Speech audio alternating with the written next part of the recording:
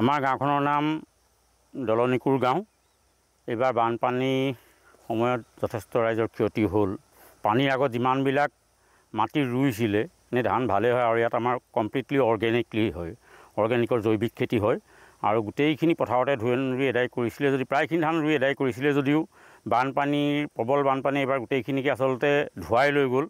যিহেতুকে এমাহ জুৰি পানী ইয়াতে থাকিলেই, গতিকে পানী সোমোৱাৰ পিছত ওলাই যাবলৈও সুবিধা কমকৈ আছিল, আৰু গতিকে সেইটো কাৰণে আমাৰ খেতিপথাৰ যথেষ্ট নষ্ট হ'ল। তাৰ পিছত পানী এদায় হোৱাৰ লগে লগে বামচানেকীয়া মাটিত কঠীয়া পাৰি তাৰ এমাহৰ পিছত যিখিনি মাটি ৰুইছিলে পুনৰ কৃষকসকলে, সেইখিনিও কিন্তু ফল ৰাইজে নাপায়গৈ। আপোনালোকে দেখিছে কাতি মাহ গ'ল, এতিয়া আঘোণৰ আজি 2-3 দিন হ'ল, এতিয়াও চৰহাই এৰাই নাই। থোক ওলাবলৈ নাপালেই এই দুৰ্গা পূজাৰ সময়ত হোৱা বৰষুণৰ পিছতেই মানে পোকে এনেকুৱাকৈ চৰহা পোকে আক্ৰমণ কৰিলে যে বিঘা বিঘা মাটি চৰহা পোক পৰিলে। একদম বাম চানিকাৰ বাদি 10 চানিকা যিমান ভাল ৰোৱা আছিলে সেই সকলোবিলাক ৰোৱাত মানে আপোনালোকে দেখিছে দীঘলীয়াকৈ পথাৰখনত গোটেই বগা বগা জলকীয়া পৰি আছে, আৰু অন্যান্য অংশটো গাঁওখনৰ ভাটি অংশটো এই উজনি অংশটো মানে চৰহাই যথেষ্ট মানে ক্ষতি কৰিলে। আৰু এতিয়া ধানৰ থোক ওলাবলৈ লৈছে, ধান পকিছে, ধান ৰাইজে ক'ৰবাত কাটিছে।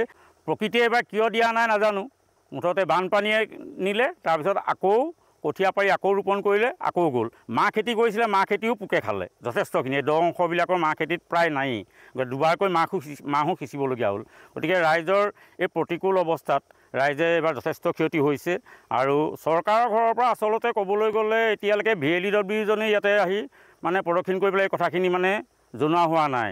আৰু মাজতে কোৱা হৈছিল যে অলপ দৰৱ লৈ গৈ পেলাই মাৰিব, কোনোবাই অফিচৰ পৰা দৰৱ আনি পেলাই মাৰিছিলে, কিন্তু সেই দৰৱটো একচুৱেলি কাম কৰা নাই এতিয়ালৈকে। কিন্তু চৰকাৰীভাৱে কাগজ নিছে, কিন্তু এতিয়ালৈকে একো মানে ৰাইজক ক্ষতিপূৰণো দিয়া হোৱা নাই। আমাৰ প্ৰায় হেৰিটোত আমাৰ এই 4 ঘৰমানৰ প্ৰায় এইখিনিতে 40-50 বিঘা মাটি হ'ব এইখিনিতে, আৰু সিফালেও আছে যথেষ্ট মানে 100 বিঘা মাটিৰ খেতি নষ্ট হৈছে। আপোনালোকৰ বাছ ধান আছিলে, আমাৰ লোকেল ধানো আছিলে, আৰু ৰঞ্জিত বাহাদুৰ এইবিলাকো আছিলে।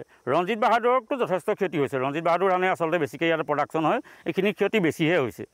আমাৰ অৱস্থা মানে কি এইবাৰ বানপানীয়েতো আপোনালোকে চবে গম পাইছে, কঠীয়া নাই, চব সম্পূৰ্ণ ধ্বংস হ'ল। তাৰপিছত আমি ক'ৰ পৰা আপুনি ইফালে শিলপুটা, ভগামূৰ, এইফালে ধৰক একদম নিগম বলাই হেৰিৰ পৰা আনিছে, এইটো ভঁৰালে বাৰীৰ পৰা, তাৰপৰা কঠীয়া আনি ৰুই আপোনালোকে দেখিছে অৱস্থা কি।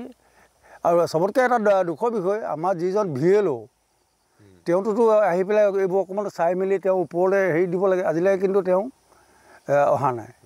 কি কাৰণে অহা নাই নাজানো, এইটো আমাৰ দুখৰ বিষয়। গতিকে আমাৰ খেতিয়কসকল কেনেকৈ হেৰি কৰিব চাওক, ইফালে হাজিৰা ট্ৰেক্টৰ লগাই ইমানখিনি মাটি, ইয়াত কমকৈও আমাৰ গাঁওখনত 100 বিঘা মাটিমান লোকচান হৈছে। এইবাৰ এবাৰ ৰোৱাৰ পিছতো মাৰিলে বানপানী, আকৌ নেক্সট ৰোৱা এইখিনি কঠীয়া কিনি আনি অনা কঠীয়া আনি পেলাই ৰোৱাৰ পিছতো এই অৱস্থা। এতিয়াও চৰহা পোকত আছে, আপোনালোকে লক্ষ্য কৰক, এতিয়াও আছে গছত চৰহা পোক। আমি তাৰ পৰা কেনেকৈ প্ৰতিকাৰ পাম, আৰু চৰকাৰে কিবা এটাতো ইয়াৰ বিনিময় এটা দিব লাগিব, আমাৰ কিমান লোকচান হৈছে।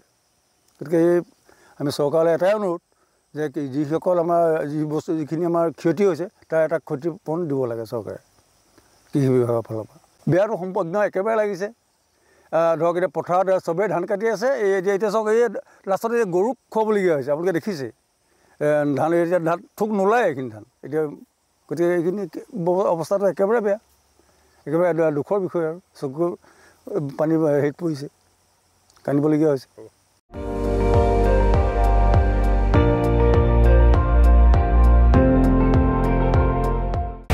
আপুনি চাই আছে ND24, সৰ্বশ্ৰেষ্ঠ নহয় সৰ্বোত্তমৰ দৌৰ।